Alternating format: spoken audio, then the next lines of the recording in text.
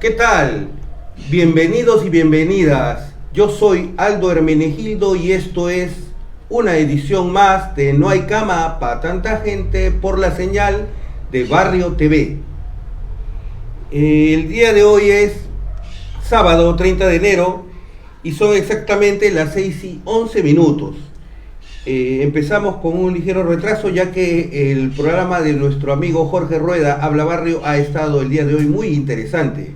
Se los recomiendo, si no lo pudieron ver, que lo vuelvan a sintonizar en la página del canal Barrio TV Facebook, porque el día de hoy analizaron la campaña de George Forsyth. Ahora, queremos agradecer, por otro lado, el enorme crecimiento que estamos teniendo entre nuestros seguidores de Facebook, y especialmente a Mirta Arteaga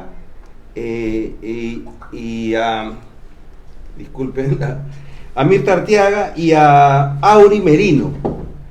Muy generosos sus comentarios y su estímulo. Les agradecemos y esperamos no defraudarlos en lo sucesivo. Asimismo, también queremos agradecer al señor Luis Alberto Guamaní, que efectivamente se queja de que muchas veces los medios de prensa, radiales o alguno que otro televisivo lo ha entrevistado porque es un laboratorista que no cree, me parece, en las vacunas y que finalmente sus declaraciones nunca han sido transmitidas. Le pedimos amablemente que se comunique. Hay un teléfono en la página de Facebook, ahí ese es el WhatsApp del canal, a donde se pueden comunicar si desean, para que podamos coordinar una futura intervención, una futura participación en este programa, y mediante el WhatsApp se comunique con la producción del canal. Igualmente queremos responderle al señor Alberto Letona, que hace una crítica, nos parece pertinente, pero no es que los candidatos específicamente se dediquen a echarle la culpa del problema de la pandemia al gobierno actual. El asunto central es que no se puede negar que existen serios problemas de gestión, por no hablar de otros adjetivos como falta de experiencia, indolencia, ineptitud, falta de tino, qué sé yo. Pero en realidad no es que específicamente invitemos a los candidatos para que critiquen al gobierno, pero es parte de un elemento central de la evaluación, no solamente de la gestión sanitaria, sino de la propia campaña electoral, ya que ustedes deben recordar que Francisco Sagasti sigue siendo actualmente candidato a la vicepresidencia en la plancha del señor Julio Guzmán, y el Jurado Nacional de Elecciones no ha dicho absolutamente nada, ya que aparentemente, hasta donde nosotros no lo sabemos, no sé si alguien de ustedes tiene alguna información contraria, el señor Sagasti no ha renunciado formalmente a esa candidatura. Aunque él lo ha dicho de forma declarativa N veces, eso es así. Entonces, yo creo que es importante señalar que en este programa no tenemos una antipatía, una tirria, una mala leche con el gobierno actual, a pesar de que consideramos que este gobierno es una continuidad, quizá incluso podríamos decir, no solamente de Martín Vizcarra o de PPK, sino incluso del propio Ollanta Humala, porque el manejo es casi similar. Y qué curioso, eso tal vez se deba a que mucha parte de la burocracia o del establishment que todavía sigue en Palacio de Gobierno tiene que ver con todos esos gobiernos. No lo sabemos, ¿no? Eso debería ameritar una profunda investigación. Entonces, nadie en su sano juicio quiere que el presidente Sagasti fracase en el control de la pandemia, ni mucho menos en el manejo de la economía. Pero si uno hace una crítica, y una crítica además con argumentos, el gobierno tendría que atender. Nosotros estamos planteando que, al margen de algunas soluciones que humildemente podamos señalar, que no es una novedad, como el hecho de que deberían haber una compra masiva de pruebas moleculares para hacer un diagnóstico adecuado. En la ciencia, y sobre todo en el terreno de la salud, si uno no hace un diagnóstico adecuado, pues definitivamente eso lo sabe cualquier médico novato o interno, cuando uno no hace un adecuado diagnóstico, efectivamente no ataca de manera adecuada la enfermedad. Porque lo que son responsables los médicos es en el manejo de la enfermedad, pero no necesariamente en el manejo de las personas, es decir, de la interacción social. Ese es un manejo que corresponde no solamente a los médicos, sino efectivamente, aunque a muchos no les guste, a antropólogos, a sociólogos, a economistas, incluso comunicadores, educadores, y la sociedad civil en general, porque a todos nos interesa y nos corresponde, y tenemos así como un derecho, un deber con el tema de la salud pública. Así que aquí nadie quiere que el señor fracase, pero si uno ve un revival, digamos, de mal gusto, por decirlo de alguna manera, si uno ve que las medidas se repiten y que no hay una notoria diferencia, o sea, más allá de algunos detalles, es cierto que no es lo mismo, pero es algo así como ese dicho de que algo cambie para que nada cambie. Entonces, eso es lo que a nosotros nos preocupa, y específicamente ¿por qué? Y volvemos a señalar que el tema del confinamiento es un tema, como diría este sociólogo francés que declaró en la BBC de Londres, un concepto burgués, es decir, una estrategia que en el Perú sobre todo se presenta como una estrategia clasista y racista, podríamos decirlo así, es cierto. Porque en realidad es no entender no solamente el problema de la falta de infraestructura y de economía para poder enfrentar de manera adecuada la enfermedad y tener una economía, unos ahorros para poder, por ejemplo, incluso optar en el peor de los casos por el sistema privado de salud y contratar una cama en una clínica privada. Y aunque se diga que no es un tema económico porque esto ataca a todos los sectores sociales, es cierto que la enfermedad sobre todo se ensaña con los sectores más empobrecidos de la población. Eso no se puede negar. Y entonces cuando una medida tiene un carácter general, no contempla esas diferencias y esos problemas de oportunidad para afrontar una enfermedad con la que todos no tenemos las mismas posibilidades ni los mismos recursos.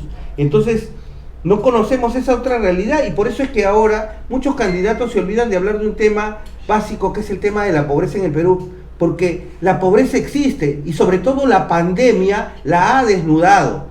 La pobreza la escondía el espejismo del crecimiento económico, y digo ¿por qué espejismo? Porque una persona que vive al día y que no es capaz de tener ahorros, por más que tenga al día efectivamente asegurada su comida y algunos otros gastos, no es una persona que haya salido de su desarrollo, no es una persona que haya salido realmente de la pobreza, que esa persona haya podido comprar un celular, o que haya podido comprar un mejor televisor, o que tenga ahora un frigider por fin en su vida. Eso no significa que su vida ha implicado que ha dado un salto y que ahora ya no es pobre, ¿no? No será pobre extremo, porque aquí vamos a ver ese tema del pobre extremo que no se desnuda y que la pandemia ahora lo ha revelado. Tenemos un reportaje que no es reciente, que no es novedad, pero que creemos que debe verse. Es la situación de cientos de miles y tal vez millones de peruanos en el Perú, y que va a seguir siendo, o que va a hacerlo después de estos 15 días y no sabemos cuánto de confinamiento. Vamos a ver el video.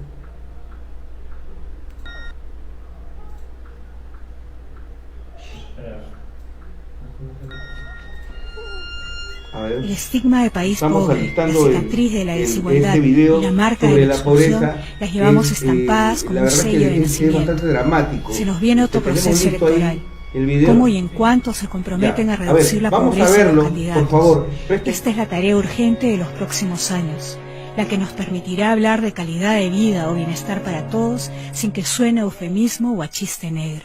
Esta estética del cerro pelado y desolación identifica a Lima, una ciudad donde 1 de cada 3 personas es pobre. El acontecimiento del día es la llegada del aguatero.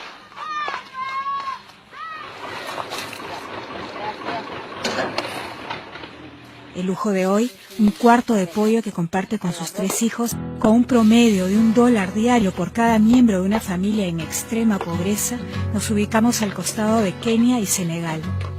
Los resultados de la última encuesta presentada por el Instituto Nacional de Estadística arroja un crecimiento de la pobreza en Lima de casi 5% en los últimos 4 años. Todos tenemos nuestros tesoros particulares. En esta casa, la señora María conserva los suyos. Una Petromax oxidada, sus patos y un televisor en blanco y negro. Bueno, mi esposo murió con la enfermedad TBC. Falleció él. Y hace 2 años. Usted tuvo 5 hijos, ¿no es cierto? Sí, 5, 2 fallecidos. Un índice de mortalidad infantil tan alto que en Sudamérica nos ubica en la cola, condenados, atados a ella como en una mala telenovela. Nos dicen que la macroeconomía nos sonríe cuando la desigualdad nos aplasta. ¿Acaso es la realidad de unas cuantas decenas, de unos cuantos cientos, de unos cuantos miles? Esta es la realidad de centenas de miles de personas en el Perú. Esa señora va a llamar por teléfono a un delivery para que le traigan la comida, para que le traigan la medicina, si tiene a su hija enferma de otro tipo de mal, si necesita una emergencia, una ampolleta, esa señora va a llamar a un delivery. Esa es la realidad de unos cuantos. Esa es una realidad que no nos preocupa. Claro, si yo tengo un departamento, pues, qué sé yo, en cualquiera de los distritos más ricos, no voy a mencionar ninguno para no herir a la susceptibilidad, pero incluso en las zonas periféricas de Lima, donde también hay zonas de clase media o media alta, porque hay gente con muchos recursos, ¿no? La gente que son dueños o tienen negocios en Plaza Norte, por decirlo así. Entonces, muy cómodo, ¿no? Puedo yo ver en mi casa y criticar al que no puede, al que tiene que salir, al que tiene que salir a diario a ganarse el pan, incluso al que tiene que ver en la basura a ver si encuentra algo comestible. Esa es la realidad del Perú después de más de 3 décadas de crecimiento. Entonces, ¿cómo es que el Perú es un país de renta media? Si en el Perú, por ejemplo, todavía existen 7 millones de personas que no tienen agua. Hay una imagen ahí que lo revela, ¿no es cierto? Que es una imagen dramática. Agua ni desagüe. Entonces, ¿cómo es posible que estas personas van a afrontar una enfermedad o van a actuar de manera, ¿cómo llamarlo así? De manera consciente, cívicamente, ¿no? Ser un buen ciudadano si ni siquiera tienen agua y desagüe en el hogar? Ni siquiera pueden protegerse a sí mismos con la limpieza que se recomienda todos los días que uno tenga, que se repite y se repite, como si todos viviéramos en un país, como lo estaban señalando, según las cifras macroeconómicas, en un país de renta media, ¿no? Y ahora resulta que el bono que se está calculando no se nos ha explicado porque ahora se ha reducido, porque el señor Vizcarra ofreció un bono de 760 soles y ahora estos señores, el gobierno del señor Sagasti está promoviendo un bono de 600 soles, que es parte también del clientelaje y de los mendrugos que lamentablemente se reparten en un país como el Perú y que se aprovechan en una campaña electoral para que la gente diga, oh, qué bueno es el gobierno, como si esa plata o ese dinero fuera de los que están a cargo del gobierno y no del tesoro público, es decir, de los impuestos de todos los peruanos, del bolsillo de todos nosotros. Esa es la situación real. Entonces, aquí las cosas claras. Nosotros el día de hoy hemos invitado a un par de candidatas que no tienen nada que ver con lo que habitualmente hemos estado presentando en el programa, porque justamente nos parece curioso que haya cierto sesgo, y en el siguiente segmento vamos a volver con una interesante entrevista a la siempre provocadora Martina Portocarrero, habitualmente conocida como una cantante muy identificada con el folclore y ciertamente con los cantos que algunos llamarían de protesta popular. Es muy conocido y muy valorado por algunos, no por todos probablemente, su forma de interpretar Flor de Retama, que es una canción que alguna gente asociaba a Sendero Luminoso, pero bueno, el radicalismo y la música